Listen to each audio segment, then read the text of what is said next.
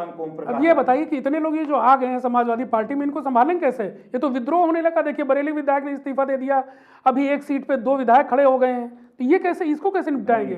देखिए हमारा जो काम था हो गया, हम अपनी पार्टी के लोगों को टिकट देंगे।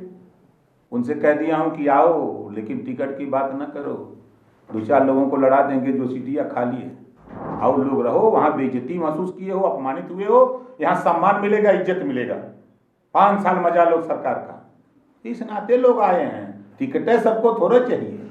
ये बताइए शिवपाल जी को आप ले आए, उनसे दोस्ती कर करके आप सपा में ले आए शिवपाल जी को? हाँ बिल्कुल ले आए। कल तक आप ही लोग कहते थे कि चाचा और भतीजा का क्या होगा, मैं आप ही लोगों से कहता था कि देखो परिवार का मामला सब एक हो जाएंगे, हम लोग बेगाना हो जाएंगे, और लगा रहा, बैठा दिया हम सामने ले जाकर। एक लेकिन भाजपा में भी चली गई, उनके बारे में बताएंगे कुछ? हाँ बिल्कुल। देखिए हम अपर्णा यादव के संबंध में कहूंगा कि हम जेपी नड्डा, लक्ष्मीकांत वाजपेयी, स्वतंत्र देव पटेल से पूछना चाहता हूं कि अछूत के घर से ला करके आपने किस गंगा जल से धोया? क्यों कह रहा हूं, जब योगी जी शपथ ली तो अखिलेश यादव जी जिस मुख्यमंत्री आवास में थे उसको तो गंगा जल से धोया गया कि ये पिछड़ा है, अछूत है, गंगा जल से धोया। तब उसके बाद उसमें बैठा अपर्णा यादव, वही घरवा में से निकल के आई जोने में अखिलेश रहल। आप बताइए किस गंगा जल से धोया? और दूसर बात कि अपर्णा एक थे वोट लेके गई लो, तीसर बात नैहरे में कोहाई, ससुरे में झगड़ा कैलाश, तो भैया केहन गई लो, खिचड़ी ना पहुंचोले रहे, ओ बदे गई लो। जब भाई के विदाई के टाइम आवला ना, कौनो काम घरे पड़ाला ना परिवार में, जब नैहरे में, तब बाहर से जो बेटियां होती हैं बाहर गई होती तो वो बेटियां आती हैं विदाई में, तो योगी जी का विदाई करे गई है, 3 महीना के बाद देखिएगा ना, और फिर वो गठरी उठरी माल बांध के फिर आ जाए ससुरे। चंद्रशेखर आजाद आपको बड़ा भाई कहते हैं, उन्होंने बड़ा आपके विश्वास किया, लेकिन उनको आपने गठबंधन में शामिल नहीं कराया। नहीं, बहुत दुखी हैं वो? नहीं दुखी नहीं है। देखिए वो दूसरे रास्ते से बात कर रहे थे, मैं 5 बार मिला था इस मामले को लेके जो आप कह रहे गठबंधन।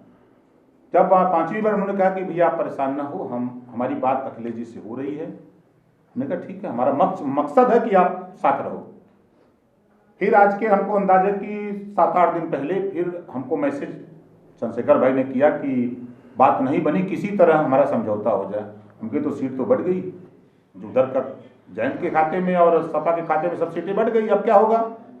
तो कहें जो भी चीज़ें हो, जो भी बातें हों, जैसे भी वो कराइए। तो हमने कहा कि देखिए अब 1-2 सीट पर हम बात कर सकते हैं, क्या करिए। मैंने अखिलेश जी को फ़ोन किया, बात किया, उन्होंने पहले तो कहा कि सीट बढ़ गई, हम कहे नहीं आप जैन से बात करो, नहीं हमको हम बात करते हैं, 1 सीट जैन दे दे, 1 सीट आप दे दो और समझौता हो जाए।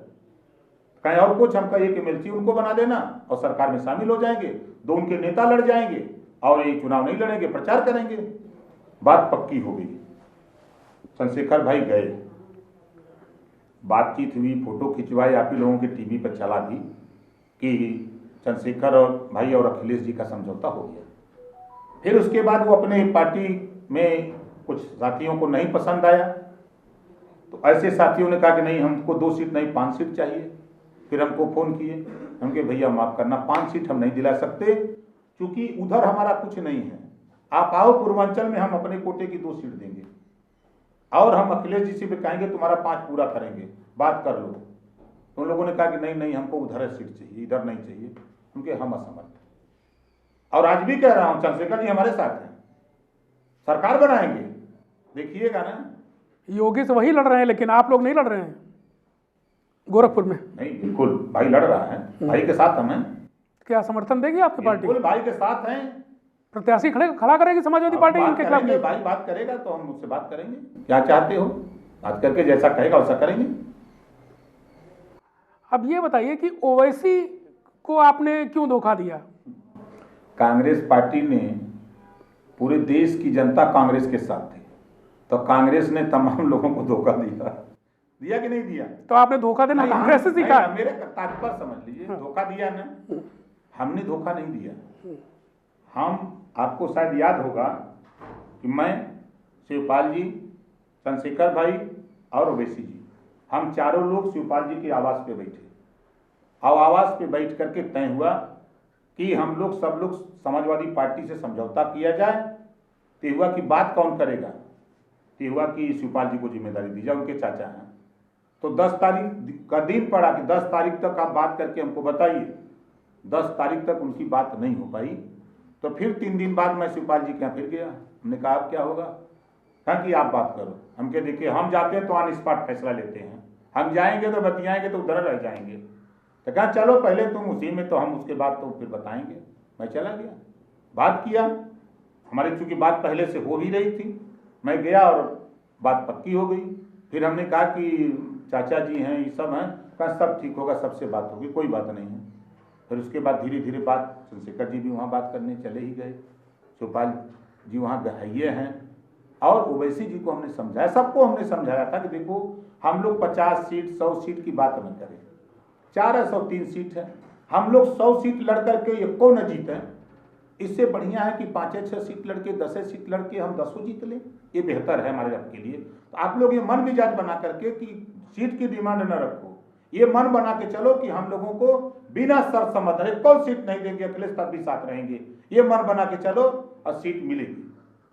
लेकिन अब ख्वाहिश जब जानते हैं कि जब ताकत बढ़ती है, जैसे आज समाजवादी पार्टी की सरकार बनने जा रही है, तो इतनी मारी मारा है टिकट को लेके, इतना टिकटाटी करेंगे, नहीं मिलेगा तो हम जहर खा लेंगे। अरे तुम खा के मर जाओगे तो आपको कैसे टिकटवा मिलेगा?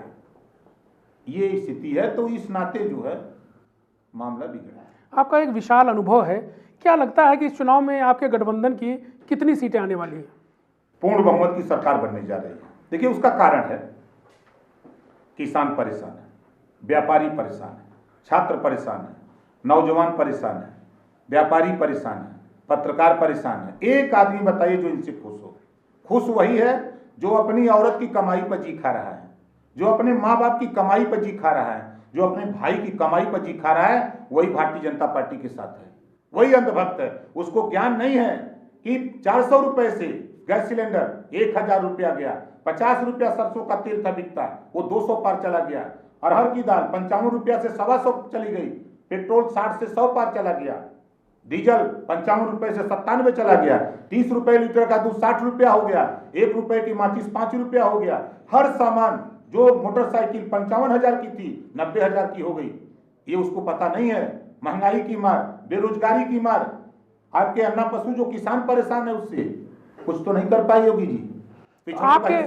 आपके एजेंडे की जो आपकी मांगे, जो आपका जो बातें आप करते हैं, वो समाजवादी पार्टी अपने घोषणा पत्र में शामिल करेगी?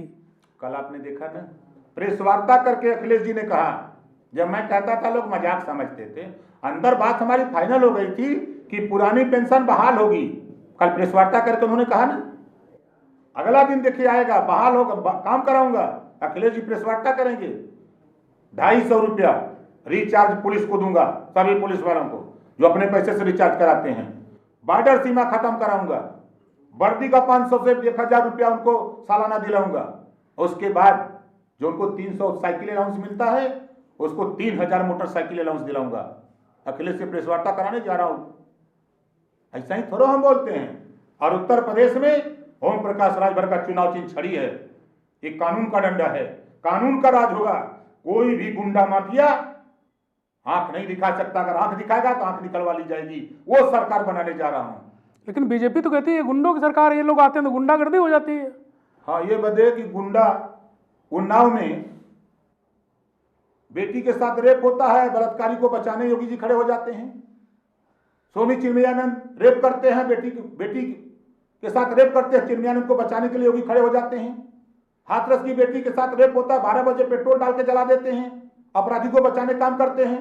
बलिया में पाल की हत्या होती है, पुलिस की गाड़ी से अपराधी को उतरवा लिया जाता है। अपराध तो सब कहीं होते हैं, लेकिन योगी जी ने गुंडों माफियाओं पर कार्रवाई तो बहुत की है, दुनिया जाहिर है।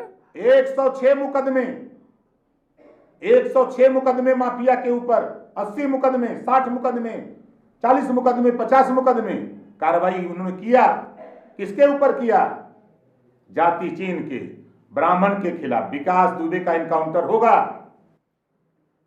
पिछड़ों का होगा, दलितों का होगा, मुसलमानों का होगा। आप ये नहीं बता रहे किसका नहीं होगा, किसका नहीं होगा वो नहीं बता रहे, वो जात नहीं बता रहे आप। बुलडोजर ठाकुर के यहाँ नहीं चलेगा। हाँ, ये बताइए। 25,000 का इनामी 10 महीने से क्रिकेट खेल रहा है योगी का बिरादर, वहां बुलडोजर नहीं चलेगा। और भाषण देंगे। इनका सोच बेईमानी का काम, पिछड़े दलितों का हिस्सा लूटने का है इनका। के वोट दे चले वोट लेवे, अब तो मजा आई, अब तो हम ना बोलत रहिए, शुरू हो जाते ना। राजभर जी, हमसे बात करने के लिए बहुत बहुत धन्यवाद। आपसे बात करके बहुत मजा आया। ये थे ओम प्रकाश राजभर जी, जो बता रहे थे कि उत्तर प्रदेश में इनकी पार्टी कैसे चुनाव लड़ने वाली है। कैमरामैन विजय के साथ मैं आलोक त्रिपाठी, ईटीवी भारत, लखनऊ।